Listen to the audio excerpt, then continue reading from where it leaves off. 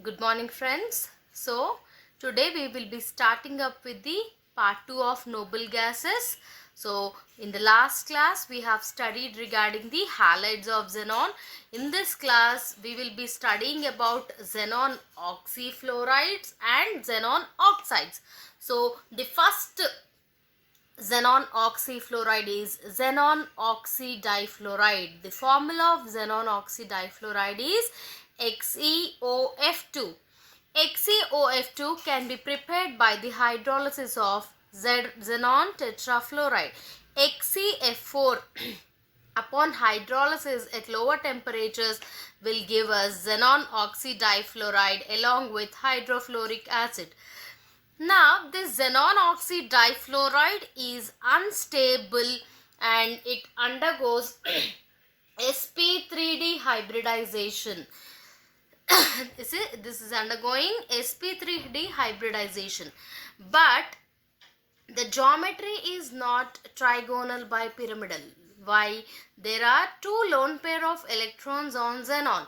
So, the geometry becomes T-shaped. There is a double bond between xenon and oxygen and the geometry is becoming T-shaped. So, xenon oxidifluoride, even though it is sp3d hybridized, it is a T-shape.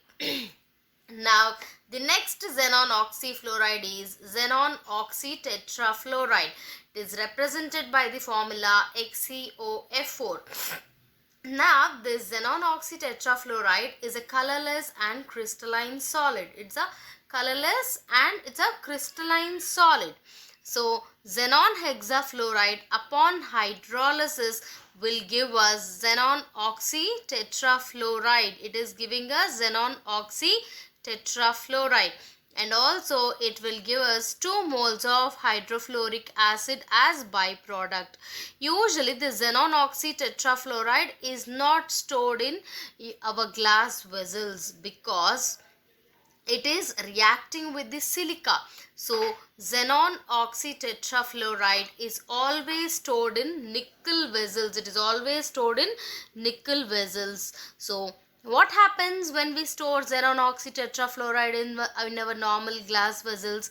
Xenon oxytetrafluoride will react with the silicon dioxide present in our glass vessels and it is forming xenon trioxide and silicon tetrafluoride is formed as a byproduct. So, never ever store xenon oxytetrafluoride in nickel vessels. And the xenon oxytetrafluoride, it again reacts with hydrogen. It undergoes, this is getting reduced.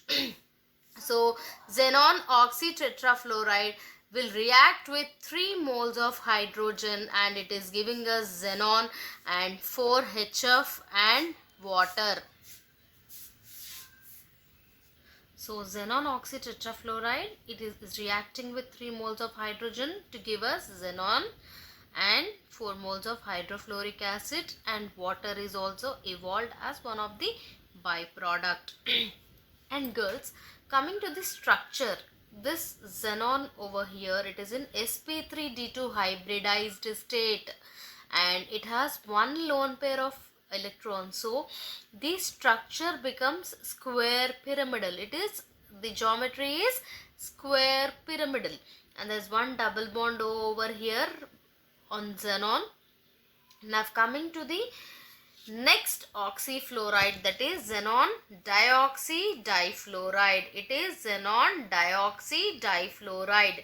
It is a pale yellow colored liquid. It is a pale yellow colored liquid. It exists in a liquid state.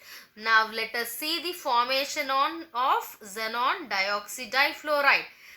Xenon hexafluoride upon hydrolysis will first yield xenon oxytetrafluoride and 2 moles of hydrofluoric acid. Now, this xenon oxytetrafluoride is again hydrolyzed to give us xenon dioxydifluoride. And also, there is one more preparation by treating xenon hexafluoride by silicon dioxide. So, whenever xenon hexafluoride is treated with silicon dioxide, we'll get xenon oxytetrafluoride and silicon tetrafluoride is formed as byproduct. Now this xenon oxytetrafluoride, it undergoes hydrolysis and it will yield xenon dioxydifluoride, and here it undergoes sp3d hybridization. It undergoes sp3d hybridization and it is in seesaw shape. It is in seesaw shape. Now coming to the oxides, xenon oxides. Xenon forms two types of oxides, that is xenon trioxide and the other one is xenon tetroxide. One is xenon dioxide and the other one is xenon tetroxide. Now let us see the preparation of the trioxide. So it can be prepared, the xenon trioxide can be prepared by the hydrolysis of xenon tetrafluoride. By xenon tetrafluoride, upon hydrolysis, will give us xenon trioxide and it is also giving us xenon along with 12 moles of hydrofluoric acid.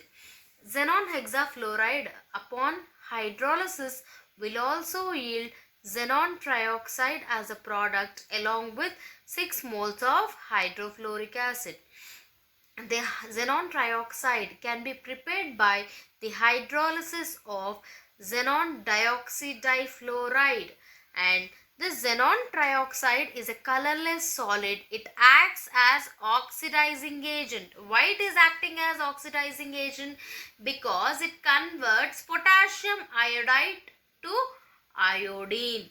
So for example, over here xenon trioxide is reacting with potassium iodide and 3 moles of water molecules and it is yielding 6 moles of potassium hydroxide, 3 moles of iodine, and xenon is also formed as byproduct. This, as oxides are classified into acidic, basic, neutral, amphoteric, here xenon trioxide comes under acidic oxide. Why? Because it is soluble in alkalis. Xenon trioxide, whenever it is dissolved in sodium hydroxide, it is giving us sodium perxenate. It is giving us sodium perxenate. So xenon trioxide is an acidic oxide. Now coming to the structure, it is sp3 hybridized. It is sp3 hybridized and the shape is pyramidal because it has lone pair of electrons. It has 3 d pi p pi bonds. The last oxides of xenon is xenon tetraoxide. So let us see the formation of XeO4. So how can we prepare it? When perxenates are treated with acids, it will yield us xenon tetraoxide. So sodium perxenate or barium perxenate, whenever it is treated with sulfuric acid, it is giving us a sodium salt, that is sodium sulfate, and xenon tetroxide and water as byproduct. In the same way, when barium xenate is treated with sulfuric acid, it will give us barium sulfate along with xenon tetroxide, and water is also formed as a byproduct. So this xenon tetroxide, whenever it is heated, it will decompose. Decompose is nothing but breaking into xenon and oxygen. So xenon tetroxide decomposes, that is breaks upon heating into xenon and oxygen. This xenon tetroxide is again a colorless solid and it undergoes sp3 hybridization and it has a tetrahedral geometry. It is tetrahedral and it has 4 d pi p pi bonds.